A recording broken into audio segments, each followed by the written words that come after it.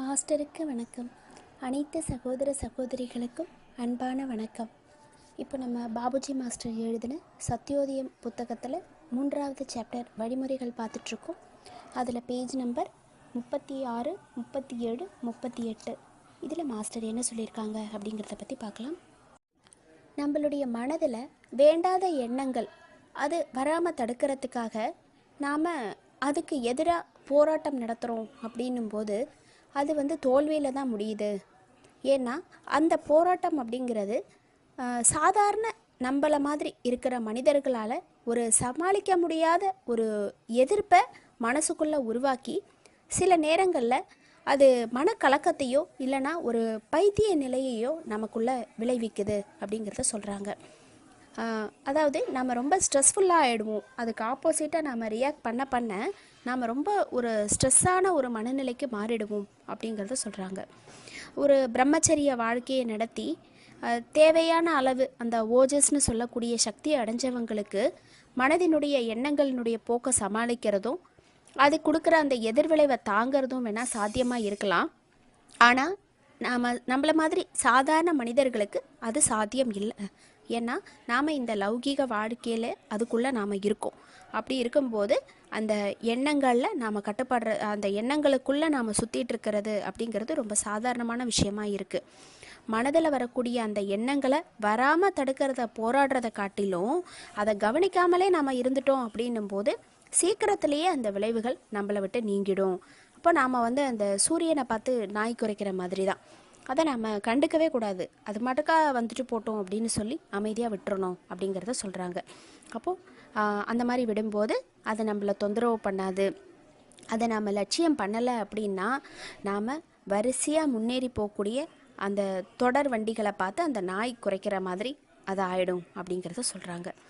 அதனால் அதை கட்டுப்படுத்துறதுக்காக அதன் மேலே நாம் கவனம் செலுத்தும் போது இயல்பாக நம்மளுடைய நினைவு அந்த எண்ணங்கள் மேலே தான் இருக்குது.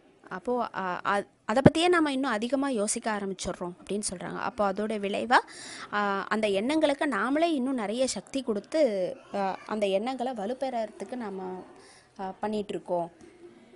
அது திருப்பி திருப்பி அதையே யோசிச்சுட்டு இருக்கிறதுனால அதனுடைய எண்ணங்கள் இன்னும் வலிமைக்கிட்டு தான் போகுதே தவிர அது குறையாது. அப்போ நாம் அதை கண்டுக்காமல் விடணும் அப்படிங்கிறத சொல்கிறாங்க. இந்த காலத்தில் தியானம் இல்லைன்னா வேறு ஏதாவது பயிற்சி செய்யறதுக்கு நமக்கு நேரம் இல்லை அப்படிங்கிற மாதிரியும் நிறைய வேலை இருக்குது அப்படின்னும் நிறைய பேர் சாக்கு போக்கு சொல்கிறாங்க. ஆனால் மாஸ்டர் என்ன சொல்கிறாங்கன்னா, சுறுசுறுப்பாக இருக்கிறவனுக்கு மட்டும்தான் அதிக ஓய்வு நேரம் கிடைக்கும் அப்படிங்கிறது ஒரு பழமொழி அப்படின்றத சொல்கிறாங்க. பாபுஜி மாஸ்டர்கிட்ட ஒரு ஹையர் அஃபிஷியல் வந்து பேசிகிட்டு இருந்தப்போ மாஸ்டர் தியானம் பண்ணுறதுக்கு வலியுறுத்துகிறாங்க. அப்போது அவர் எனக்கு சுத்தமாக நேரம் இல்லை அப்படின்னு சொல்கிறாரு. அதுக்கு மாஸ்டர் சொல்கிறது, உன்னை விட ஹையர் அஃபிஷியல் யாராவது இருப்பாங்க இல்லையா, அப்போ அவங்களுக்கும் உனக்குமான அந்த நேரத்தை இடைப்பட்ட நேரத்தை இந்த தியானத்திற்கு ஒதுக்கணும் அப்படிங்கிற மாதிரி மாஸ்டர் சொல்கிறாங்க. அதாவது நம்மளுடைய வேலைக்கு வேண்டிய நேரத்தை அதிக நேரம் மனிதன்கிட்ட தான் இருக்குது அப்படின்னு சொல்லி நான் நினைக்கிறேன் அப்படின்னு சொல்கிறாங்க மாஸ்டர். அதாவது அந்த ஷெட்யூல் அப்படிங்கிறத நமக்கு விருப்பம் இருக்கிற விஷயத்தில் நாம் ஆட்டோமேட்டிக்காக போட ஆரம்பிச்சிருவோம். நேரம் போதலை அப்படின்னு புகார் செய்யறதுக்கு காரணம் அந்த நேரத்தை நாம் தவறாக திட்டமிடுறது. அதுதான் அதனுடைய காரணமே தவிர உண்மையிலேயே நேரம் இல்லை அப்படிங்கிறது கிடையாது. நேரத்தை நமக்கு ஒரு பயனளிக்கக்கூடிய வகையில் நாம் உபயோகித்தோம் அப்படின்னா நேரம் கிடைக்கல, நேரம் போதலை அப்படின்னு நாம் குறை சொல்ல வேண்டிய காரணமே இருக்காது அப்படின்றத சொல்கிறாங்க. இதற்கு நமக்கு தியான பயிற்சியே நமக்கு ஒரு நல்ல பலன் கொடுக்கும். தியானம் நம்மளுடைய ரெகுலராக செய்யும்போது அந்த பயிற்சியை நம்மளுடைய மனம் சமநிலைப்படும் போது நமக்கு ஒரு நிதானம் கிடைக்கும். அந்த நிதானம் கிடைக்கும் போது நம்மளுடைய மூளை சரியாக வேலை செய்யும். அப்போ நமக்கு விவேகம் உருவாகும். அந்த விவேகத்தின் மூலமாக பகுத்தறிவு திறன் நமக்கு உருவாகும். அப்போது இது எல்லாம் நமக்கு சேரும்போது நம்மளுடைய வேலை எளிமையாகுது. வேலை எளிமையாகும்போது நமக்கு நேரம் கிடைக்கிது. அப்போ அந்த பயாலஜிக்கல் கிளாக்குன்னு மாஸ்டர் சொல்லுவார் இல்லையா, அது நமக்குள்ளே வேகமாக ஆக்டிவேட் ஆகுது. இப்போது இதுக்கடுத்தது இந்த வேலை அப்படிங்கிற மாதிரி நாம் ஆட்டோமேட்டிக்காக அதை நமக்குள்ளேயே நாம் ஷெட்யூல் போட ஆரம்பிச்சிருவோம். அப்போ இது எல்லாத்துக்குமே நமக்கு தியானம் ஒரு வழிமுறையாக நமக்கு உருவாக்கி தருது அப்படிங்கிறத சொல்கிறாங்க. இன்னும் கொஞ்சம் வெளிப்படையாக பேசுகிறவங்க நம்மளால் மீற முடியாத அந்த பழக்கமான ஒரு சோம்பேறித்தனம், அசட்டையான ஒரு மந்த நிலை, இது எல்லாத்தினாலும் தான் நம்மளால் பக்தி மார்க்கத்தில் ஈடுபட முடியல அப்படிங்கிறத ஒத்துக்கிறாங்க. நேரம் போதாதனால கிடையாது, என்னுடைய சோம்பேறித்தனத்தினால தான் அப்படிங்கிறத ஒத்துக்கிறாங்க. அது அவங்க ஒரு தொழில்லையோ இல்லைன்னா வியாபாரத்துலேயோ ஒரு இதே சோம்பேறித்தனம் இல்லாமல் ஒரு ஆர்வத்தோடு ஈடுபடுறாங்க. அப்போது அவங்களுடைய அசௌகரியங்கள், அந்த உடல் நோய், இது எதையுமே அவங்க பொருள்படுத்துறதில்ல. அப்போது இதுக்கு காரணம் என்ன? அவங்க அந்த லாபத்துலேயும் ஊதியத்துலேயும் நோக்கம் வந்து அவங்களுக்கு அதிகமாக இருக்குது அப்படிங்கிறதுனால தாங்கிறத மாஸ்டர் சொல்கிறாங்க.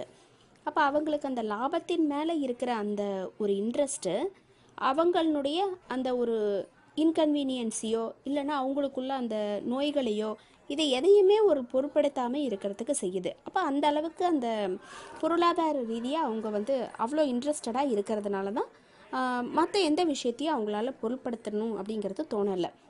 அப்போ இதே மாதிரியான ஒரு ஆர்வத்தை நாம் லட்சியத்தின் மேலே வைக்கணும், நாம் நம்மளுடைய வாழ்க்கையின் லட்சியத்தை அடையணும் அப்படிங்கிற அந்த ஒரு ஏக்கத்தை இல்லைன்னா அதை ஒரு ஊக்கமாக எடுத்துக்கிட்டு அதை மேலே நாம் அதிகமாக அந்த ஒரு ஆர்வத்தை நம்ம வைக்கிறோம் அப்படின்னும் போது நமக்குள்ளே இருக்கிற அந்த அசட்டையான சோம்பேறித்தனமான பழக்க வழக்கங்கள் இது எல்லாமே நம்மளை விட்டு தானாக போயிடும். அப்போது இது வந்து நம்மளுடைய முயற்சிக்கோ முன்னேற்றத்திற்கோ ஒரு தடையாக இருக்காது அப்படின்னு சொல்கிறாங்க. பாபுஜி மாஸ்டர் சொன்ன ஒரு வார்த்தை தான், அவருடைய பயிற்சி காலம் முழுவதுமே, அதாவது அவருடைய வாழ்நாள் முழுவதுமே, என்னுடைய அந்த பயிற்சி காலம் முழுவதுமே ஒரு அமைதியற்ற பரிதவிப்பிலேயே கழிந்தது அப்படின்னு சொல்லுவார். அந்த அளவுக்கு அந்த பயிற்சியின் மேலே ஒரு பரிதவிப்பையும் ஒரு பொறுமையின்மையையும் உள்ளார்ந்து நம்ம வளர்த்துக்கணும் அப்படிங்கிறத மாஸ்டர் சொல்கிறாங்க. அந்த காலத்தில் முனிவர்கள் வந்து அவங்களுடைய சரித்திரங்கள் எல்லாத்தையுமே நம்ம பார்க்குறோம் அப்படின்னும்போது அவங்க அந்த சத்திய நிலையை அடையறதுக்காக தங்களுடைய வாழ்க்கையில் எல்லா சுகங்களையும் துறந்ததை நம்ம பார்க்கலாம். இப்போ அவங்களுக்கு ரொம்ப பிடித்த அந்த லட்சியத்தை அடையணுங்கிறதுக்காக அவங்க வாழ்க்கையில் எல்லா கஷ்டத்தையும் அனுபவித்து கடும் தவமான வாழ்க்கையை அவங்க வாழ்ந்திருக்காங்க. அப்போ அந்த லட்சியத்தை அடையறதுக்கான அந்த தீவிர ஏக்கம் மற்ற எல்லாற்றையும் அவங்க பார்வையிலேருந்து மறைக்குது.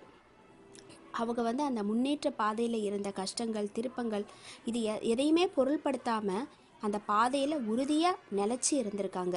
இப்போ லட்சியத்தை அடையறதுக்கான அந்த தீவிர பேரார்வல், அதுதான் அந்த உறுதியான திட சங்கல்பம், இதுதான் வந்து அந்த வெற்றியை அடையறதுக்கு நமக்கு ஒரு தேவையான விஷயம் அப்படிங்கிறத சொல்கிறாங்க. இப்போது இதில் வந்து ஒரு சின்ன கதை ஒன்று மாஸ்டர் சொல்கிறாங்க. என்னன்னா, ஒரு காதலன் வந்து தன்னுடைய காதலியை பார்க்குறதுக்காக போகிறாரு. அப்போ போகும்போது போகிற வழியில் ஒரு பெரிய ஆத்தங்கரை, அங்கே வந்து வெள்ளம் வந்து கரை புரண்டு ஓடுது.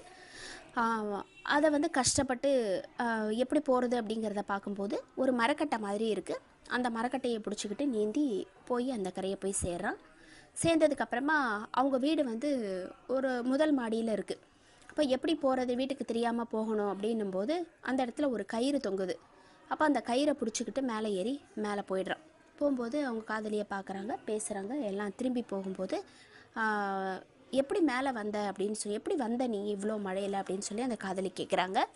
கேட்கும்போது அவன் சொன்னது, இல்லை நீ தான் கயிறு போட்டிருந்தியே, அதை பார்த்துட்டு அதை பிடிச்சிட்டு நான் மேலே ஏறி வந்துட்டேன் அப்படிங்கிறத சொல்கிறான். நான் எந்த கயிறுமே போடலையே அப்படின்னு சொல்லி பார்க்கும்போது அவன் வந்து மேலே பிடிச்சிட்டு ஏறி வந்தது ஒரு பாம்பு. அப்போ அந்த அளவுக்கு அவனுக்கு தெரியல. திருப்பி ரிட்டன் போகும்போது பார்த்தா அந்த ஆத்தங்கரையில் அந்த மரக்கட்டைன்னு பிடிச்சிட்டு வந்தது ஒரு சடலத்தை. இப்போ அந்த அளவுக்கு தன்னுடைய காதலியை பார்க்கணும் அப்படிங்கிற அந்த ஒரு எண்ணம் மட்டும்தான் அவனுடைய மனதில் இருந்ததே தவிர வேற எந்த விதமான சிந்தனையும் இல்லை. அப்போது அந்த மாதிரியான ஒரு தீவிர ஏக்கத்தையும் ஒரு பரிதவிப்பின்மையையும் நமக்குள்ளே நாம் ஏற்படுத்திக்கும் போது அந்த வெற்றிங்கிறது நமக்கு சுலபமாயிடுது அப்படிங்கிறது மாஸ்டர் சொல்கிறாங்க. மாஸ்டருக்கு நன்றி. அனைத்து சகோதர சகோதரிகளுக்கும் நன்றி.